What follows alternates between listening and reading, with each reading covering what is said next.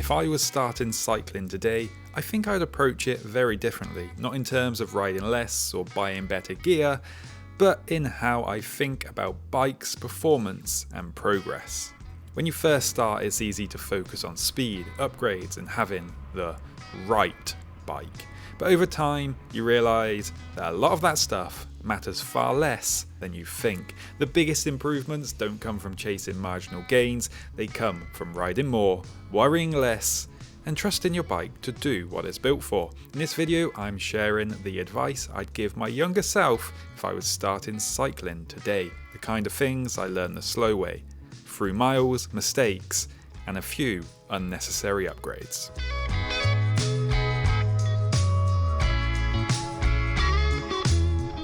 There was a time when I started riding bikes properly, going further, getting faster, and just spending way more time on the bike than not.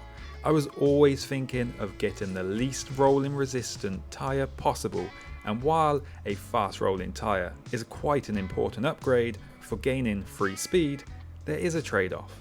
And for many years I got that trade-off wrong. So many years I went for the lightest and fastest tyre available. And while fast tyres feel great, the problem is to get that lightweight, super fast tyre to have as little rolling resistance as possible means sacrificing puncture protection. And while today's tyres are generally a lot better, wider, lighter, grippier, and with tubeless being way more common nowadays, it's not as bad because you can still get fast rolling with good puncture protection. However, it's still true that the fastest rolling tyre will have slightly less puncture protection than a slightly heavier and slower rolling tyre. And while I'm not going to sit here and say get the beefiest and best puncture protected tyre out there, it is very important to find a good balance. And that balance will depend on the road conditions or trails that you will be riding on. The mistake I made for many years was getting the absolute fastest tyre, and that often meant spending more time fixing punctures at the side of the road than actually riding. Who wants that? And in turn, do you know what that meant? It meant that fastest, lowest rolling resistant tyre was actually slower than just riding one that was perhaps marginally slower on paper, and a little heavier. So when I finally made that change, I was actually faster, because I was now spending a lot less time fixing the bloody things.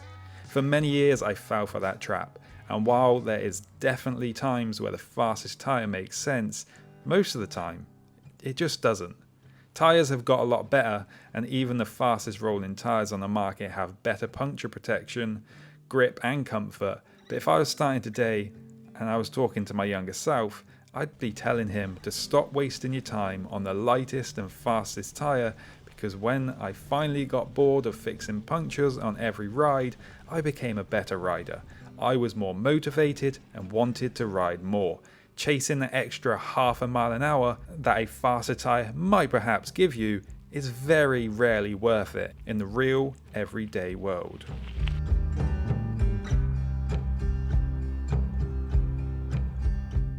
It's understandable. You buy a bike and upgrade after upgrade. You look at it and think, it would be nice if I had this or that. The problem comes when you get stuck in the mindset that your bike has to be perfect before you can ride it. That was a huge waste of time for me. There is almost always something I want to change on any bike I own. Different saddle, a slightly longer stem, or new tyres. But what I used to do was wait until it was perfect before I rode it. If one wheel was in for repair, I wouldn't ride the bike until it matched the other. If something wasn't exactly how I thought it should be, I just waited. Days, sometimes weeks, would pass while the bike sat unused. I still see people fall into this trap all the time. The stem is a little too short, so I don't ride. The tyres don't match, so I wait. The colours aren't matching all over the bike, so I don't ride. It's a never-ending cycle of waiting for perfection that never comes. If I could give my younger self one piece of advice about cycling, it would be this. Stop worrying about how good your bike looks and just ride it. When you're on the bike, you barely notice the little flaws. No one else notices either. And if they do, Who cares? You'll probably never see them again. The joy of riding is far more important than having a perfect bike. I can pinpoint exactly when I finally stopped caring. I was planning a ride around 360 miles and it would end up taking 36 hours. I had just got a beautiful set of carbon wheels, but one had to go back for warranty. A friend kindly lent me a wheel and we nicknamed it the punishment wheel, an incredibly bright yellow ugly wheel on a beautiful Bianchi. But after 36 hours of riding, I did not care about it being ugly. I realised I much prefer riding on an imperfect bike than waiting for a perfect one.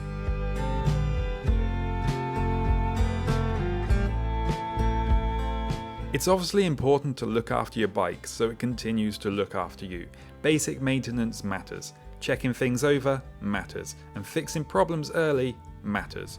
But it's very easy to forget that a bike is still a tool, designed to be ridden, designed to take knocks, bumps, bad weather, and the occasional crash. These bikes are tested far harder than most of us will ever ride them. That doesn't mean ignoring real issues or riding something unsafe. If something feels off or you've had a crash and you're unsure, get it checked, of course. That's just being sensible. But worrying about every scratch, stone chip, or a bit of cable rub quickly becomes exhausting. That kind of wear is normal. It's part of using the bike. Looking back, I think part of the reason I babied my bike so much early on was because I spent too much on it. It felt expensive, and if something broke, it would have been costly to fix or replace. That made me hesitant. I avoided certain trails, rode more cautiously than I needed to, and worried more about the bike than the ride itself. In hindsight, I probably would have been better off spending less, at least at the start, using more second-hand parts, choosing things that were easier and cheaper to replace, and probably already have some battered marks on them, and accepting that stuff would wear out or get damaged.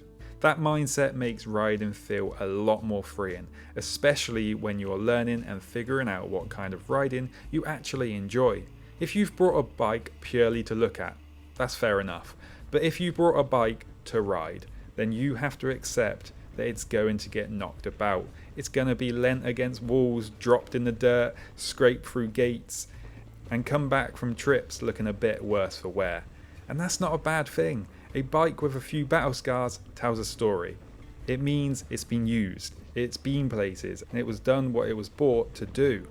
Once you stop worrying about keeping it pristine, riding becomes more relaxed and a lot more fun. You take the chances, you explore more, and you focus on the ride rather than the bike. And if I had to give my younger self advice, it would be to spend a bit less, worry a bit less, and ride a lot more. Trust the bike to do its job, accept that it's going to get marked along the way, and stop letting the fear of breaking something hold you back from actually riding it.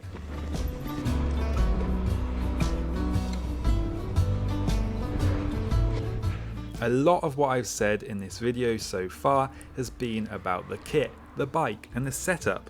But one thing my younger self was definitely guilty of, and I'm sure a lot of people watching are as well, is how willing we are to spend money on bikes, wheels, and upgrades while completely neglecting ourselves. It's easy to convince yourself that the next upgrade is going to be the thing that makes riding easier or makes you faster. Lighter wheels, faster tyres, a new drivetrain, and while those things do make a difference, they're usually small gains compared to what you get from just looking after your body a bit better. Simple things like getting stronger, improving flexibility, and actually recovering properly make a far bigger difference than most bike upgrades ever will. Riding more consistently, doing a bit of strength work off the bike, stretching, eating properly, and getting enough rest. None of it is exciting, none of it looks good on a spec sheet, but it's the stuff that actually lets you ride further, feel better on the bike, and enjoy it more. If you do want to spend money, I think it's worth asking where it actually makes the biggest difference. And more often than not, that isn't another bike upgrade, It's comfort, good bib shorts, or a saddle that actually works for you, decent shoes, layers that keep you warm and dry. All of that has a much bigger impact on how long you can ride and how much you enjoy it than shaving a couple of 100 grams off the bike. We're really good at justifying spending money to save weight on the bike, a lighter wheel set here, a carbon part there, but the irony is the biggest weight savings don't come from the bike at all. Looking after yourself, riding more and feeling better on the bike will almost always give you more for your money than any upgrade ever will. And it's not about chasing some ideal body or being super strict with food either. I don't think you need to eat perfectly, especially on trips. When you're riding long days, eating enough and enjoying it matters more than eating clean. But taking care of yourself between rides, staying reasonably active and not relying on the bike to fix everything makes a massive difference. You feel stronger, more comfortable and confident, and that carries over into every ride. Your bike is already capable of more than you think. Most modern bikes are. The limiting factor is usually us, not the bike. And if I could go back and give my younger self one piece of advice, it would be to stop worrying so much about what's bolted to the bike and spend more time looking after the thing that's actually powering it. Because improving your body doesn't just make you a better cyclist, it makes the whole experience more enjoyable. And at the end of the day, that's kind of the point.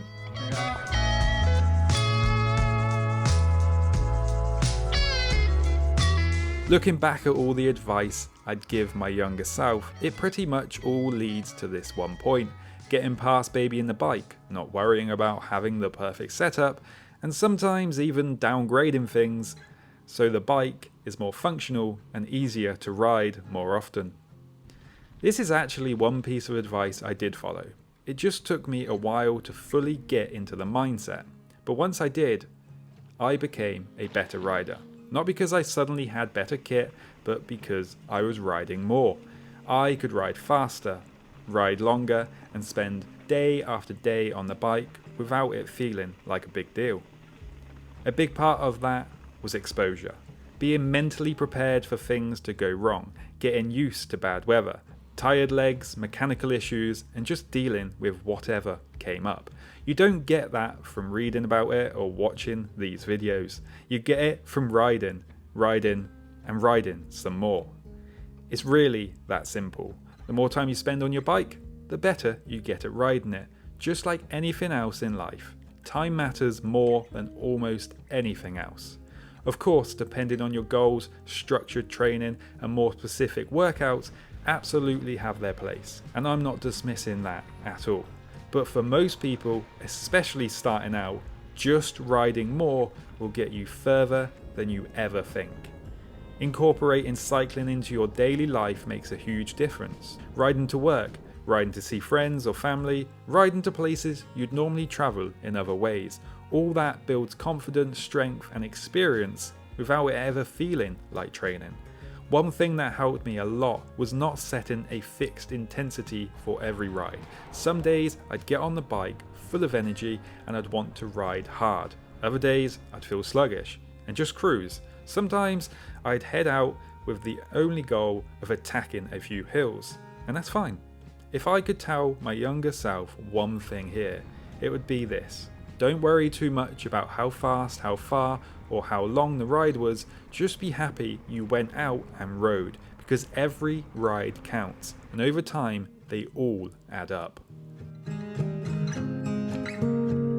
Looking back at everything I've shared, if I started cycling today, I would approach it very differently. Not by riding less or obsessing over better gear, but by changing how I think about riding, progress and performance. When you first start, it's easy to focus on speed, upgrades and having the right bike. Over time, you realize that most of that matters less than you think. The biggest improvements do not come from chasing marginal gains. They come from riding more, worrying less, and trusting both yourself and your bike. The lessons I have learned, the importance of reliable tyres, of not waiting for the perfect bike, or not babying your kit, and improving your own body, have all come from time on the bike, from mistakes, and from just getting out there. Watching videos or reading advice can help, but it does not really matter how many of these you watch. You are destined to make your own mistakes, and those mistakes are the things that will really teach you. If I could give my younger self one final piece of advice, it would be this: stop worrying so much about perfection. Start riding more and enjoy every mile. Focus on the experience, trust your bike, and invest in yourself, because that is what will actually make you faster, stronger, and happier on the bike. At the end of the day, the bike is just a tool. The real progress comes from the miles you put in, the mistakes you learn from, and the joy you find along the way. Just ride. And if you enjoyed these videos, why not check out one of these?